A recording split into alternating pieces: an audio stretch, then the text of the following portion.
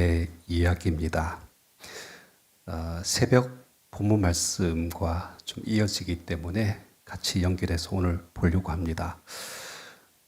다윗이 그 노년의 나이에 하나님 앞에 큰 죄를 범합니다.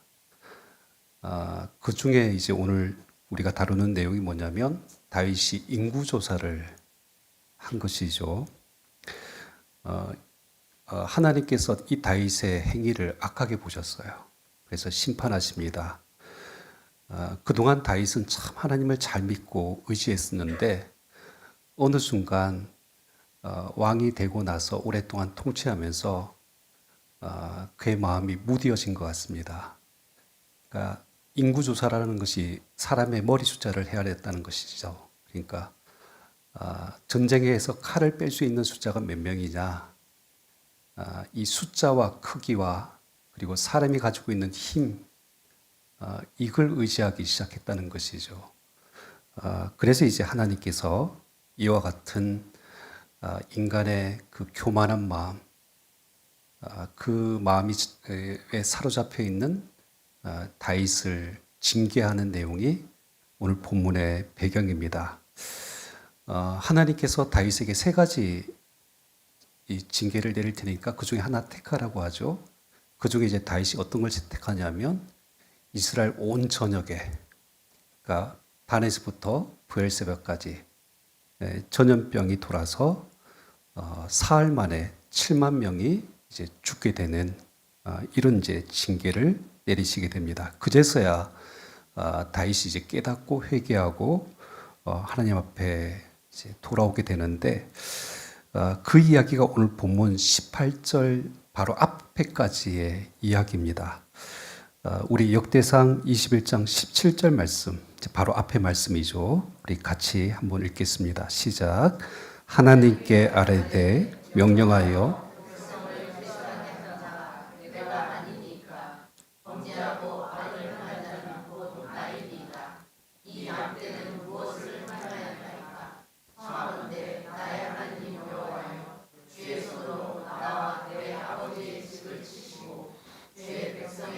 재앙을 내리지 마옵소서 하니라. 다윗은 백성을 계수한 자, 범죄하고 악을 행한 자는 나인데 이스라엘 백성들이 고통을 받는 것에 대해서 지금 가슴 아파하죠. 그래서 이제 나와 내 아버지의 집을 치시고 주의 백성에게 재앙은 내리지 말아 달라라고 이제 하나님 앞에 간절히 구하고 있는 이 내용이 17절의 내용입니다. 자, 그리고 나서 이제 18절에서부터 27절까지의 말씀을 보면 이 다윗의 그 기도를 들으신 하나님께서 다윗에게 오르날의 타작마당에 올라가서 제단을 쌓아라라고 말씀하시고 다윗이 그곳에서 제사를 드릴 때 이제 하나님의 심판과 재앙이 그치게 되는 그 이야기를 기록하고 있습니다. 여러분 오늘 본문 26절에서 27절 말씀 보세요. 다윗이 거기서 여호와를 위하여 제단을 쌓고 번제와 화목제를 드려 여호와께 아뢰었더니, 자 어떻게 됩니까? 여호와께서 하늘에서부터 번제단 위에 불을 내려 응답하시고 여호와께서 천사를 명령하심에 그가 칼을 칼집에 꽂았다라고 이제 그렇게 기록되어져 있죠. 그러니까 여러분 여기 천사가 칼을 칼집에 꽂았다, 무슨 말일까요? 그렇죠. 하나님의 심판의 칼을 하나님께서 거두셨다. 재앙이 멈추었다. 다윗의 죄가 용서함을 받았다. 이제 이런 의미로서 오늘 이 말씀을 이제 기록하고 있습니다. 근데 이제 미리 말씀을 좀 드리지만, 여러분, 지금 다윗이 쌓았던 이 제단, 하나님의 심판에서 회복과 용서와 구원을 경험했던 그 은혜를 경험했던 이 자리, 이 오르날의 타작마당이 후에 하나님의 성전이 세워지는 바로 그 장소가 되어집니다. 그러니까 미리 이것을 말씀드리는 이유는 이 모든 것들이 일련된 하나의 메시지를 담고 있기 때문에 미리 말씀을 드리고 같이 말씀을 좀 보기를 원하는 것입니다. 자, 여기까지가 이제 오늘 본문의 스토리인데, 특별히 이제 우리는 오늘 말씀의 사건에서 이 일이 일어나고 있는 현장, 오르난의 타작마당을 중심으로 해서 오늘 말씀을 좀 우리가 풀어서 좀 새롭게 우리가 살펴보려고 합니다. 모든 사건의 주 배경이 되는 장소가 사실은 오르난의 타작마당입니다. 오르난은 사람 이름이에요. 그 땅의 원래 주인이죠. 자, 근데 다윗은 이제 이 오르난의 타작마당에서 하나님을 만나요.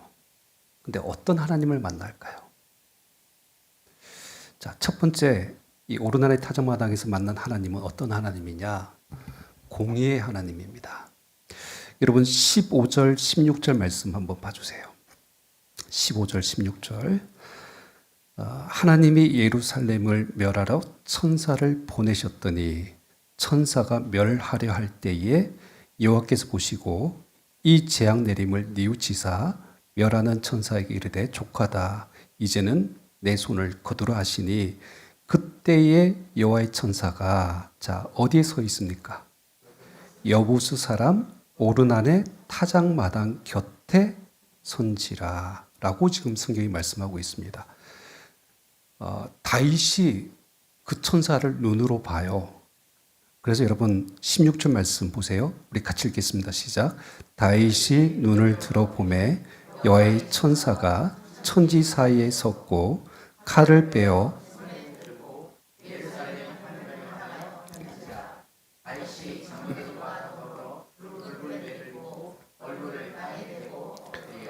자, 다윗의 눈으로 본 하나님의 그 천사는 지금 어떻게 하고 있습니까? 칼을 빼어 손에 들고 있는 천사의 모습이고요. 그리고 그 손이 예루살렘 하늘을 향하여서 편지라. 그러니까 정확한 원어의 개념이 뭐냐면 그 손이 예루살렘을 가리키고 있었다는 거예요. 그러니까 조금 더 여러분 이것을 원어적으로 풀면 이런 겁니다. 여러분 이 칼이라는 단어가 헤레브예요. 헤레브 히브리어로. 근데 여러분 어디서 많이 들어보실 수 있을 텐데 그 가나안 정복 전쟁할 때 여호수아에게 하나님께서 가나안 모든 이방 민족을 어떻게 하라고 하시죠? 진멸. 헤렘입니다. 헤렘, 헤레브 같은 원을 가지고 있어요. 그러니까 지금 칼을 빼어 들었다는 것은 예루살렘을 어떻게 하시겠다는 거예요? 완전히 진멸하겠다는 거예요. 그러니까 여러분 여기서 우리가 보셔야 될 것이 뭐냐면 죄에 대해서 하나님께서는 반드시 진멸의 칼을 드시는 분이에요. 그러니까 바로 이 오르난의 타작마당에 서 계신 하나님이 바로 그런 하나님입니다. 그러니까 여러분 하나님께서 죄를 미워하세요. 그리고 그 죄를 반드시 보응하십니다. 그러니까 심판하시는 공의의 하나님이십니다. 그러니까 이것이 오늘 성경 속에 드러난 다윗이 만난 첫 번째 하나님의 모습이죠. 자, 근데 방금 읽었던 여러분 15절 말씀에서 또 다른 하나님의 모습이 있어요. 그러니까 두 번째로 다윗이 만난 하나님은 어떤 하나님이냐면 사랑의 하나님입니다. 여러분 15절 말씀 보세요. 하나님이 예루살렘을 멸하러 천사를 보내셨더니 천사가 멸하려 할 때에 여호와께서 보시고 이 재앙 내림을 뉘우치사 멸하는 천사에게 이르시되 족하다. 이제는 내 손을 거두라 하셨다라고 이제 기록하고 있죠. 그러니까 이미 하나님께서 그 손을 들어서 치셨죠. 그래서 7만 명이 다 지금 먼저 죽었어요. 하나님의 계획은 7만 명이 끝이 아니죠. 어떻게 하는 겁니까? 다 진멸하는 겁니다. 반드시 죄에 대한 대가를 치르게 하시겠다는 거예요. 그런데 갑자기 돌연 하나님께서는 지금 어떻게 하십니까? 천사에게 족하다. 이제는 내 손을 거두라 라고 지금 이 말씀을 하고 있죠. 근데 여기 성경 말씀을 잘 보시면 왜 하나님께서 그렇게 중간에 멈추셨을까? 그 이유에 대해서 성경은 뭐라고 이야기합니까? 여호와께서 보시고 이 재앙 내림을 어떻게 하셨다고요? 뉘우치셨기 때문이다라고 이야기를 하고 있습니다. 그러니까 여러분, 하나님께서는 뉘우치시는 분이십니까? 이 원어의 개념을 정확하게 우리가 좀 이해를 하실 필요가 있습니다. 이 뜻이 그 원어의 개념이 와인 나임이란 단어인데 뭐 후회하다, 슬퍼하다, 또 마음을 바꾸다 그러니까 이런 뜻을 가지고 있습니다. 사실은 이것이 지금 두 번째 하나님의 모습인데 어떤 모습이냐면 비록 죄로 인하여서 그 죄인을 하나님께서 벌하시지만 하나님의 본 마음은 어떤 마음이에요? 절대로 그들을 멸하는 것이 아니에요. 누구보다도 지금 그 백성의 죽음에 대해서 와인나임, 슬퍼하시는 분이 하나님이시죠. 그들을 불쌍히 여기세요. 그들이 고통당하는 것을 더 가슴 아파하시는 거죠. 그래서 지금 천사의 칼든 손을 하나님께서 멈춰 거두라고 이제 말씀하시는 것이죠. 그러니까 마치 이런 겁니다. 여러분, 우리 자녀들이 잘못했을 때 부모들이 매를 들잖아요. 그런데 매 맞는 자녀보다 때리는 부모의 마음이 더 고통스럽죠. 그러니까 이것이 하나님의 마음입니다. 그러니까 징계하시는 하나님은 더 가슴 아파하고 고통스러운 것. 그래서 뉘우치다. 마음을 지금 돌이키신 거예요. 그러니까 결국 여러분 이제 우리가 오늘 15절, 16절에서 이 오르난의 타작마당에 서 계시는 하나님은 두 개의 하나님의 마음이 지금 충돌하고 있는 거예요. 하나는 공의의 하나님, 그러니까 반드시 죄를 벌하시고 심판하셔야만 하는 그 하나님의 마음. 그리고 또 하나는 뭡니까? 사랑의 하나님. 진노 중에라도 끝까지 포기하지 아니하고 그 죄인을 향하여서 은혜와 자비와 긍휼을 베푸시는 그 하나님의 사랑의 마음이 지금 이 오르난 타작마당에서 충돌하고 있는 것이죠. 그러니까 이것이 오늘 죄를 지은 다윗이 만난 하나님의 두 가지 모습입니다. 이제 말씀을 이렇게 지금 좀 전개를 하기 때문에 여러분께서는 이 과정이 이제 어떻게 전개되는가를 잘 보실 필요가 있습니다. 우리의 어떤 논리의 구조상에 보면 정반 합의 구조로 갑니다. 그래서 오늘 말씀 속에 보면 자, 그럴 때 이제 결국 하나님께서는 이 다윗의 죄의 문제를 그러면 어떻게 해결하시는가? 이 부분을 우리가 좀 주목해서 오늘 본문을 보실 텐데 여러분 18절 말씀 보세요. 우리 18절 말씀 같이 읽겠습니다. 시작. 여호와의 천사가 갓에게 명령하여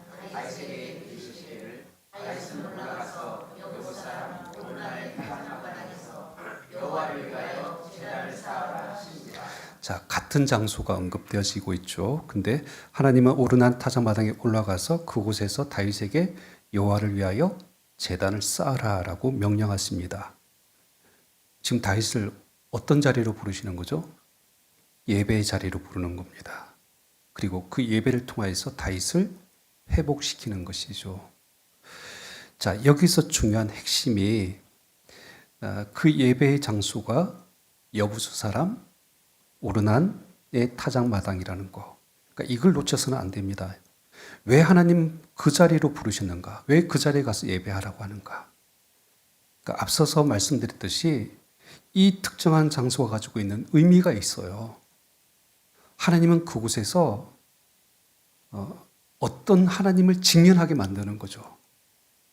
그러니까 뭐냐면, 그러니까 하나님 앞에서 범죄하면 죽을 수밖에 없고 심판받을 수밖에 없는 공의의 하나님 앞에 서 있는 나의 실존을 직면하게 만드는 자리, 그 예배의 자리로 부르시는 거예요.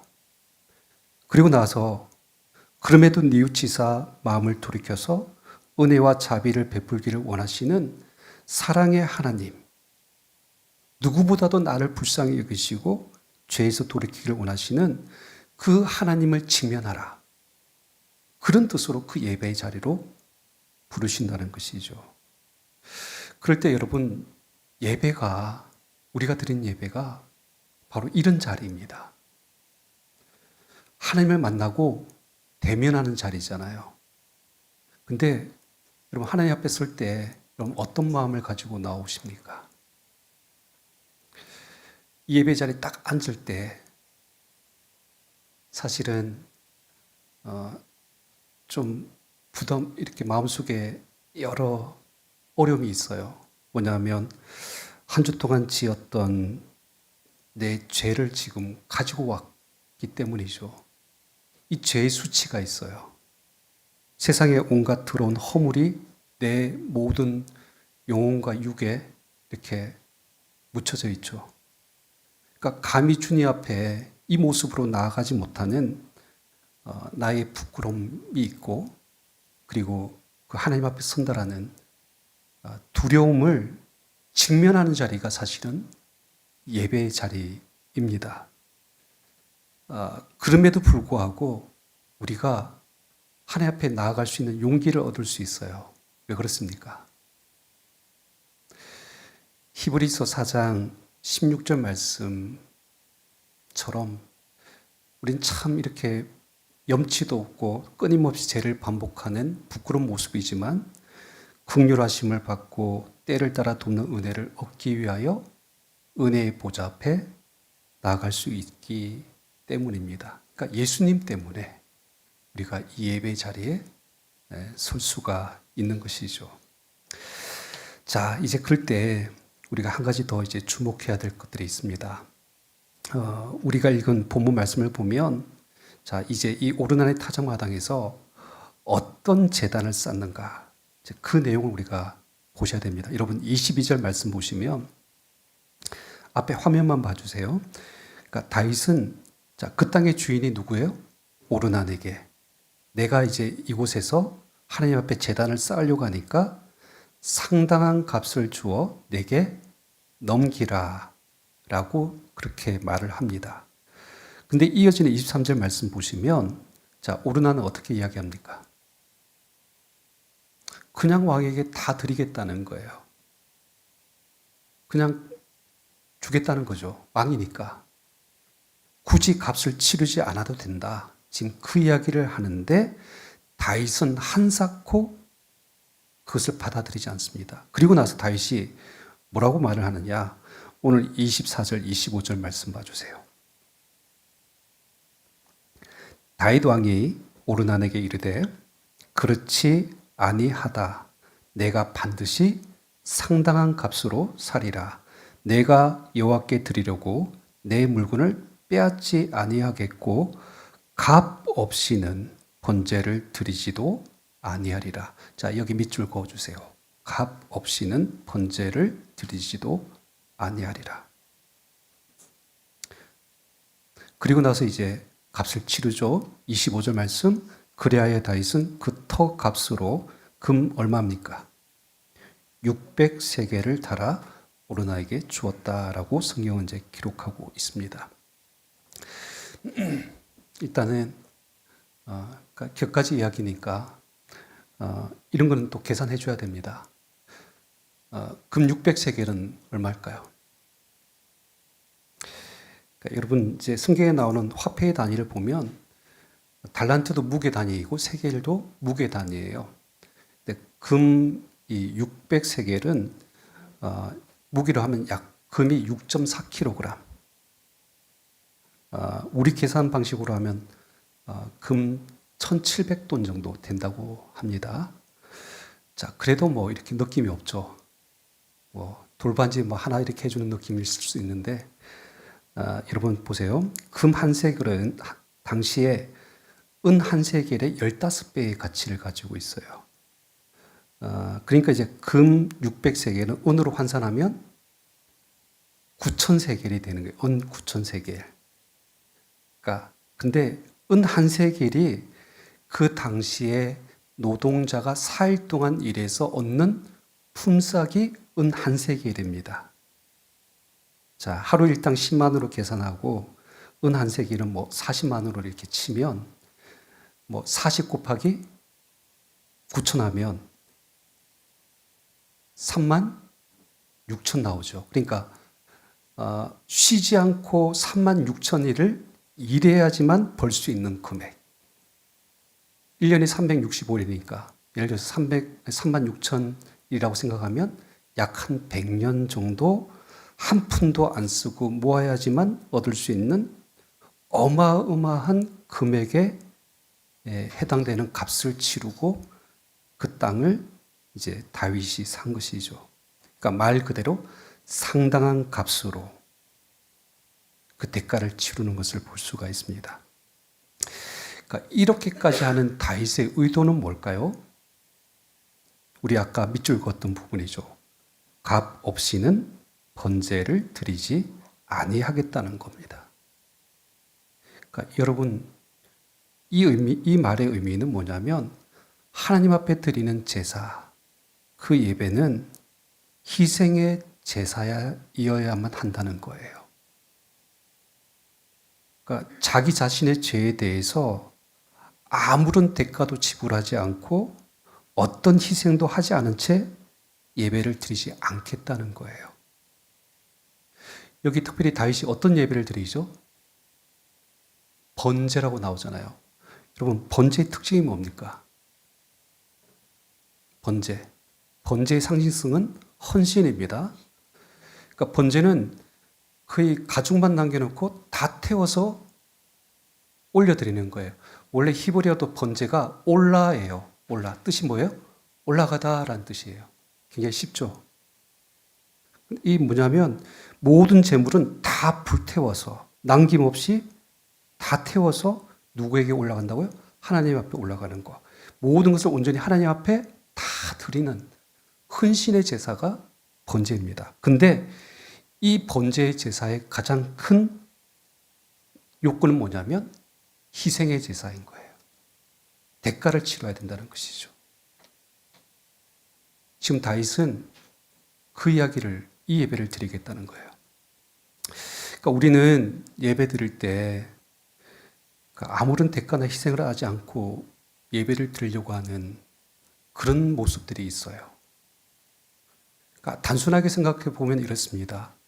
여러분, 우리가 예배를 드리려면 우리의 시간을 구별해서 하나님 앞에 드려야 되죠. 우리의 장소도, 우리의 물질도 드려야 되고, 그것만 드리면 됩니까? 마음과 생각과 뜻도 다 하나님 앞에 올려드려야 되는 것들이죠. 근데 이것뿐만이 아니죠. 예배를 통해서 우리가 경건의 삶을 통해서 계속 공부하는 것이 뭐냐면 우리 삶의 변화와 순종의 희생의 제사가 이루어져야 되는 거죠. 그러니까 이것이 값 있는 제사예요. 만약 우리가 값 없는 예배, 내 것을 아무것도 내어놓지 아니하고 포기하지 아니하고 하나님 앞에 헌신하지 않으면 그 예배는 하나님께서 받으시는 예배가 될 수 없다. 지금 이것을 다윗이 우리에게 보여주고 있는 것이죠. 자, 그럴 때 이제 오늘 말씀을 보세요. 다윗이 값없이 제사를 드리지 않고 온전한 희생과 헌신으로 하나님 앞에 나아가 예배 드리려고 할 때 이제 어떤 일이 일어났는가? 오늘 읽었던 26절과 27절 말씀 우리 다시 읽겠습니다. 시작. 다윗이 거기서 여호와를 위하여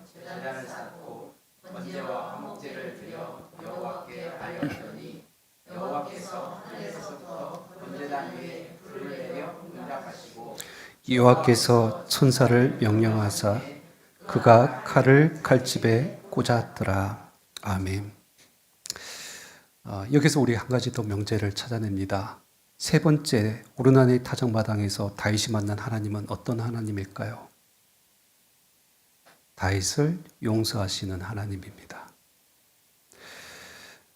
다윗이 값을 지불하고 대가를 지불하여서 자신의 것을 희생하여 하나님 앞에 드릴 때, 자, 하늘에서부터 불이 그 번제단에 내려서 응답했다라고 말씀하고 있죠. 그러면 이 예배를 하나님께서 받으셨다는 뜻이고요. 그리고 그제서야 천사에게 명령하여 그의 칼을 칼집에 다시 꽂게 하십니다. 다윗의 심판과 재앙은 떠나가고 그 죄를 하나님께서 어떻게 하신 거예요? 용서해 주신 것이죠.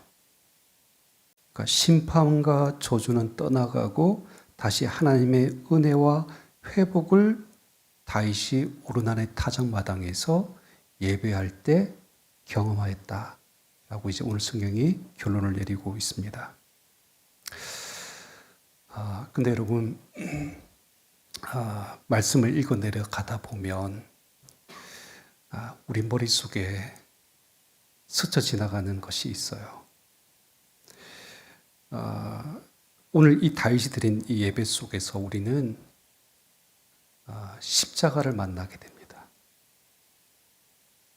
그러니까 예수님께서 십자가에서 단번에 자신을 드린 그 속죄의 제사, 우리를 위해서 희생하신 그 예수님의 그 십자가의 사건이 오늘 본문에 사실 예표되어지고 있는 것이죠. 그러니까 예수님께서는 자기의 살과 피를 우리에게 다 주셨어요. 물과 피와 눈물을 쏟으셔서 우리를 위하여서 아낌없이 다 속죄의 제물이 되어 주셨습니다. 다윗은 금 600세겔, 우리가 생각하기에 정말 어마어마한 값을 치렀지만 우리 예수님은 천하보다도 귀한 자기 목숨까지도 우리를 위하여서 내어 주셨습니다. 그 영원한 속죄의 제사를 통하여서 우리가 죄와 사망에서 옮겨서 영원한 생명과 구원을 얻게 된 줄 믿으시길 바랍니다. 그러니까 우리의 죄가 십자가의 은혜로 용서하심을 받은 것. 나를 향한 하나님의 그 칼이 다시 그 칼집에 꽂히게 됐던 사건이 십자가의 사건이죠. 사랑하는 성도 여러분, 이제 말씀을 좀 정리하면서 앞에서 말씀드렸듯이 다윗이 하나님께 제단을 쌓고 하나님의 용서와 구원을 경험했던 이 오르난의 타작마당, 자, 그곳에 무엇이 세워진다고요? 예루살렘 성전이 세워집니다. 그러니까 읽지는 않았는데 여러분 22장 바로 다음 장 1절 말씀 봐주세요. PPT는 없습니다. 보세요. 다윗이 이르되 이는 여호와 하나님의 성전이요 이는 이스라엘의 번제단이라 하였더라.